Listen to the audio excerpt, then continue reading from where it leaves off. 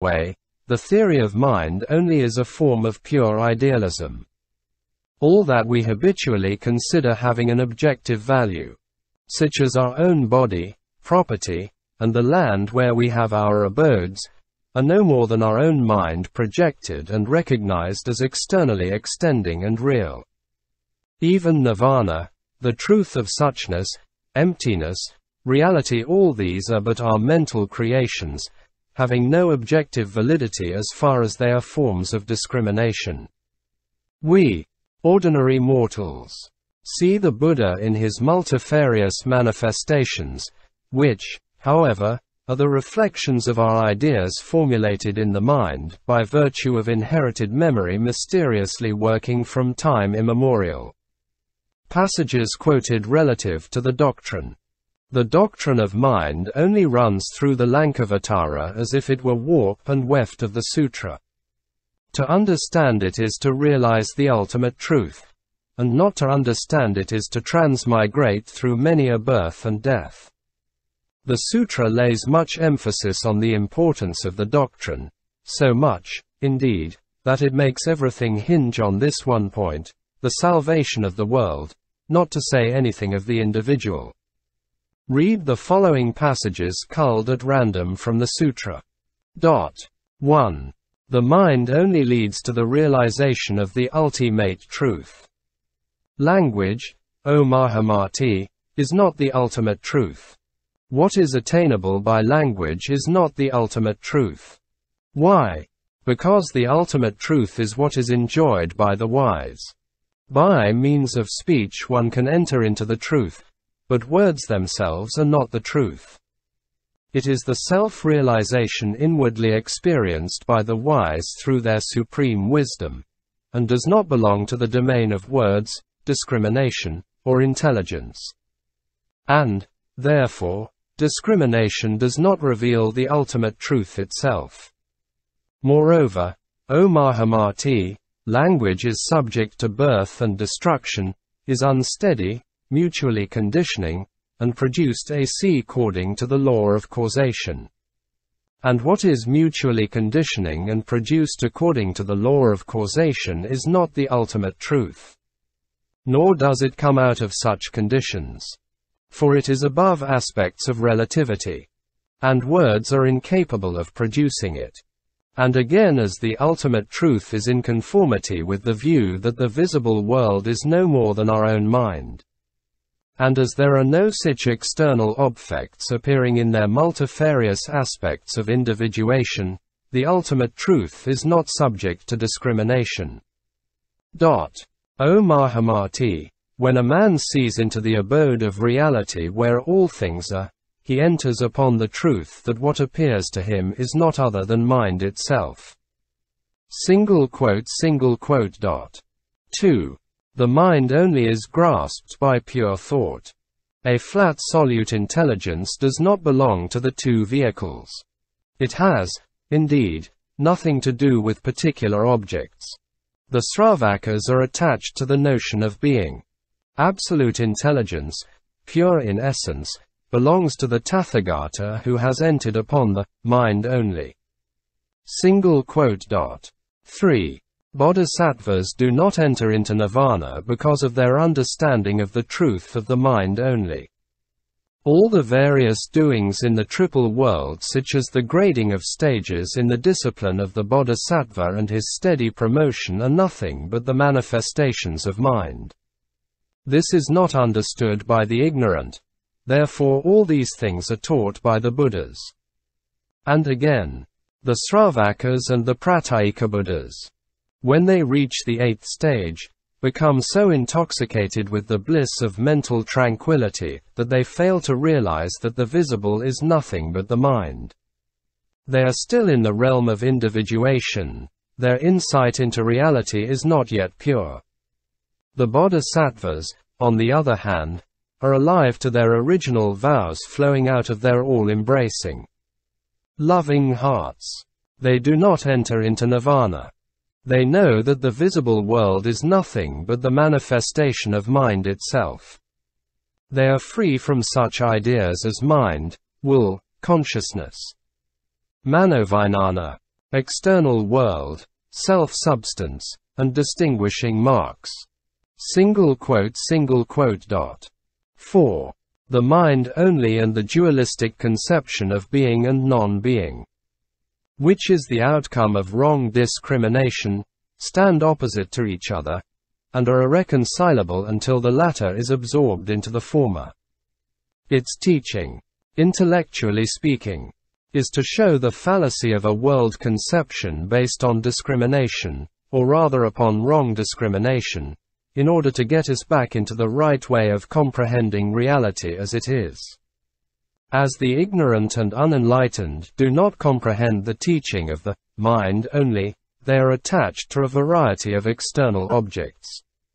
They go from one form of discrimination to another, such as the duality of being and non-being, oneness and otherness, bothness and not bothness, permanence and impermanence, self-substance, habit energy, causation, etc. After discriminating these notions, they go on clinging to them as objectively real and unchangeable, like those animals who, driven by thirst in the summertime, run wildly after imaginary springs. To think that primary elements really exist is due to wrong discrimination and nothing else. When the truth of the mind only is understood, there are no external objects to be seen. They are all due to the discrimination of what one sees in one's own mind. 5. Not to understand the mind only leads one to eternal transmigrations. As the philosophers fail to go beyond dualism, they hurt not only themselves but the ignorant. Going around continually from one path of existence to another, not understanding that what is seen is no more than their own mind, and adhering to the notion that things external are endowed with self-substance, they are unable to free themselves from wrong discriminating. 6. As to the relation between the mind-only theory and the conception of the Alayavijnana, mention will be made later. Here let it only be remarked that the rising of the alaya is due to our taking the manifestations of the mind for a world of objective realities. The Alayavijnana is its own subject and object, and it clings to a world of its own mental presentations, a system of mentality that evolves mutually conditioning. It is like the waves of the ocean, stirred by the wind. That is, a world made visible by mind itself where the mental waves come and go. This ocean and waves simile is a favorite one with Mahayana Buddhists. 7. Thus we see that there is nothing in the world that is not of the mind, hence the mind-only doctrine. And this applies with a special emphasis to all logical controversies, which, according to the Lankavatara, are mere subjective fabrications. The body, property, and abode, these are no more than the shadows of mind. The ignorant do not understand it. They make assertions or refutations, and this elaboration is due to mind only, apart from which nothing is obtainable. The author of the Lankavatara does not stop here. He goes further on and declares that even the spiritual stages of bodhisattvahood are merely the reflections of mind. The Buddha aphodes and the Buddha stages are of mind, only in which there are no shadows. That is what is taught by the Buddhas past, present, and future. 8. Lastly, when all forms of individuation are negated, there takes place a revulsion in our minds, and we see that the truth that there is nothing but mind from the very beginning, and thereby we are emancipated from the fetters of wrong discrimination. The cheetah and its evolution. Now the question naturally suggesting itself is, what is really meant by cittamatram, or mind only? It is often phrased, svachitid risyamatram, meaning own mind seen only. What is the cheetah that is here rendered as mind? Let us see first what the Lankavatara means by cheetah. Cheetah, as noticed elsewhere, is used in two ways. General and specific where it is used in a general way. It is the name given to the sum of all mental activities, including both the mind proper and its various functions. But where the mind is divided into chitta, manas, manovijnana, and the 5 sense vijnanas, the chitta gains a specific signification. It is the principle of unification by which all the activities are understood as issuing from one center. The manas is a discriminating agency by which the homogeneous, undifferentiated chitta is divided into 2 parts. The one as the seer and the other as the seen. The one as the grasping ego and the other as an object grasped. The manas is not only an intellective but also a conative principle. The vijnana, that is, i.e. manovijnana, is separated from the manas, only retaining the latter's intellective function, and may be translated as the intellect. In which case the manas may be regarded as corresponding to the will and the affection. The 5 vijnanas are thus the 5 senses which discriminate a world of individual forms, each within its own sense field. When the chitta is thus considered in its specific sense, it may seem to be an abstract principle devoid of content. But, according to the Lankavatara, this is not the case. For the chitta is rich in content, and just because of this inner richness, it is able to evolve out of itself a world of infinite multitudinousness. It is, indeed, an inexhaustible reservoir of seeds which have been accumulated therein since the beginningless past. So the definition of chitta is as follows. Sitena siyate karma. That karma is accumulated by chitta means that the latter takes in all that goes on in the mind and also all that is done by the body.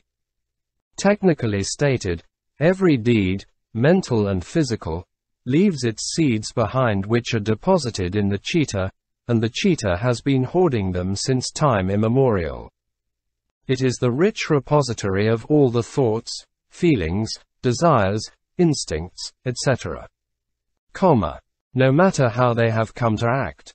That is, whether merely stirred up in the inmost recesses of one's consciousness, or carried out by the body into deed, or checked in the incipient stages of their activity. Psychologically, the chitta may thus be regarded as corresponding to the subconscious. This repository chitta, so long as it remains contented in and with itself, is absolutely quiet and no waves are seen stirring on its situm aviac rev nitium. It is in its nature non-discriminative. It does not pretend to divide and analyze itself. It may dance like the dancer, but if there is nobody to keep company with her and no audience to applaud her, what is the use of her dancing? A solitary dance is the same as no dance whatever, the dancing is the same as no dancing. But it gains significance as soon as there appears someone beside the dancer. This somebody is at hand who keeps company with the chitta. Not only that, it calls up an audience and creates the stage on a grand scale. The panoramic world of particular objects now comes up into view. The manager's name is Manas. Chitta dances like the dancer, Manas resembles the jester. The vijnana, in company with the 5, imagines what is presented i.e. an external world to be the stage. The manas is not, however, an independent agent acting on the chitta from the outside, it is indeed the creation of the chitta itself. Depending upon the alaya, the manas arises. Allied with the chitta and manas, the vijnana arises. Again, with the chitta as its cause and supporting it, the manas walks along depending on the chitta. The chitta is caused to move by the vijnana, and there is an interdependence among them. From this it is evident that the manas depends on the chitta for its existence, and at the same time chitta takes manas for the object of its activity. Without manas there will be no mentation, and without mentation Chitta's own existence will not be known. The one, thus, gives support to the other, and at the same time is supported by the other. The business of manas is thus twofold: to reflect on the citta, and to make citta visualize itself as object. This is called arranging, or yutting in order, or reflecting, which is the function of the manas. It is again described as walking in two ways, which means the dualistic character of the manas, as against the absolute unity of the citta.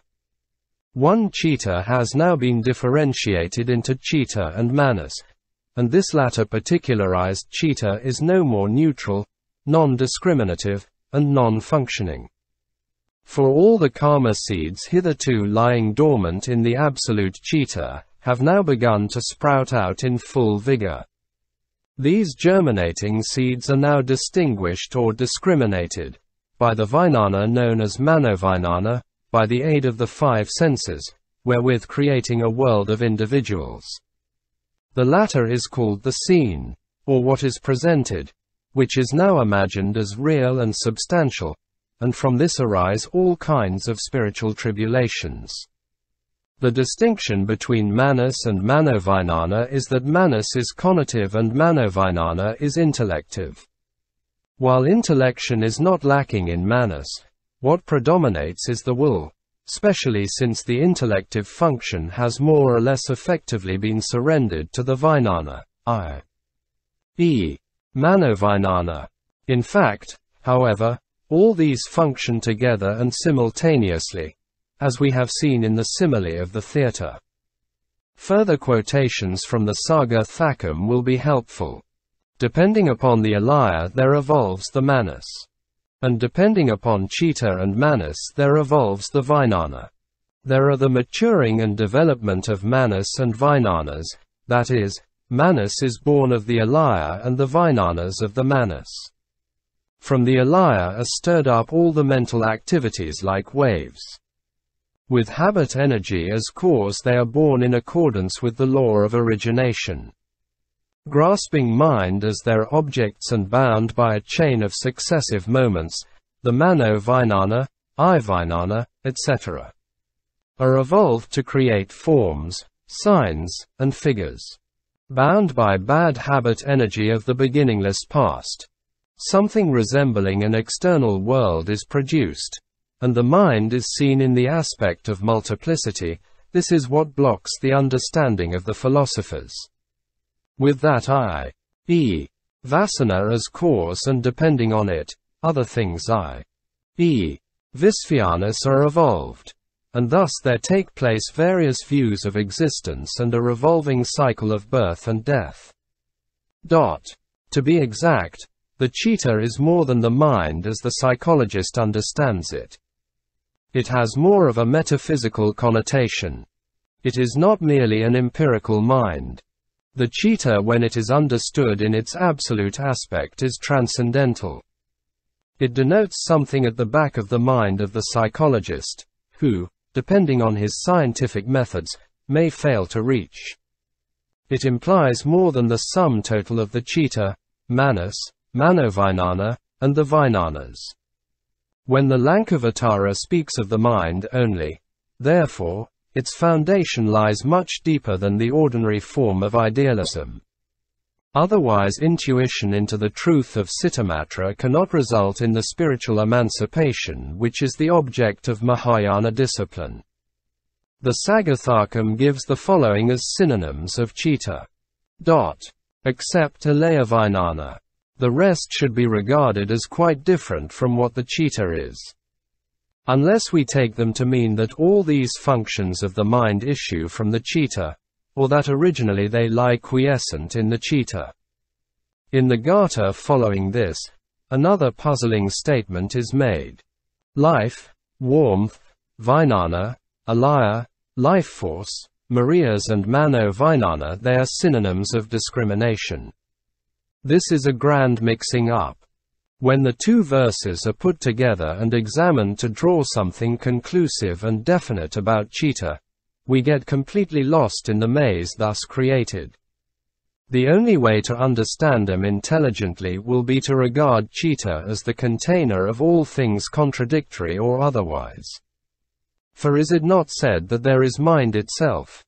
But coming down to the ordinary plane of reasoning, why did the writer of these verses in the Saga Thakam specially refer to such ideas as vikalpa, vina pti, jivatendriya, and tribhava section seshta in connection with citta? No doubt the Lankavatara has been found very difficult to understand systematically by all scholars, not only literally but philosophically. Whatever this may be, the citta is considered to be pure and immaculate in its essential nature in the Lankavatara, i.e., it is good and free from evil flowings. The citta is not separated from habit energy, nor is the citta together with habit energy, though it is enwrapped with the latter. There are no marks in it of differentiation.